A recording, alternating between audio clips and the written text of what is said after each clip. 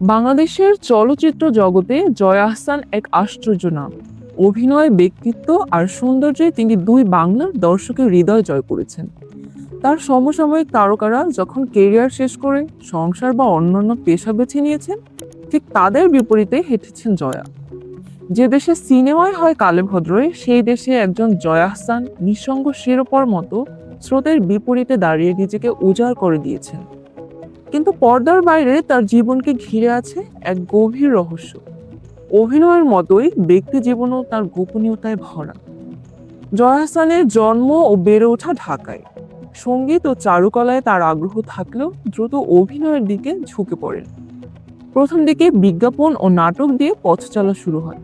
তবে বড় পর্দায় তার সাফল্য আসে গেরিলা চলচ্চিত্রের মাধ্যমে, যা তাকে জাতীয় চলচ্চিত্র পুরস্কার এনে দেয়। একে একে তার ঝুলিতে জমা হয় দেবী, বিউটি সার্কাসের মতো বিখ্যাত সব চলচ্চিত্র। বাংলাদেশের সাফল্যের পরে তিনি কাজ শুরু করেন ওপার বাংলায়। বিসর্জন, রাজকাহিনী, কণ্ঠ, প্রতিটি সিনেমায় তার অভিনয় প্রশংসিত হয়। এর ফলে জয়া কেবল বাংলাদেশেই নয়, ভারতীয় চলচ্চিত্র জগতেও নিজেকে প্রতিষ্ঠিত করেছেন। জয়া আহসানের জীবন যেন এক সিনেমার মতো।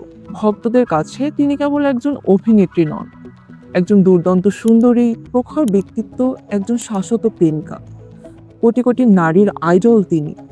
এক রহস্যময় ব্যক্তিত্ব। প্রচলিত আছে এই অঞ্চলের 3 পুরুষের কাছে তিনি এখনো তরুণী। প্রজন্ম থেকে প্রজন্ম যেন তার প্রেমে পড়ে আছে। মডেল ফয়সালের সাথে 1998 সালের 14 মে এই আলোচিত অভিনেত্রীর বিয়ে হয়। বিয়ের 13 বছর পরে তাদের বিচ্ছেদ হয় বলে চোর গুঞ্জন শোনা যায়।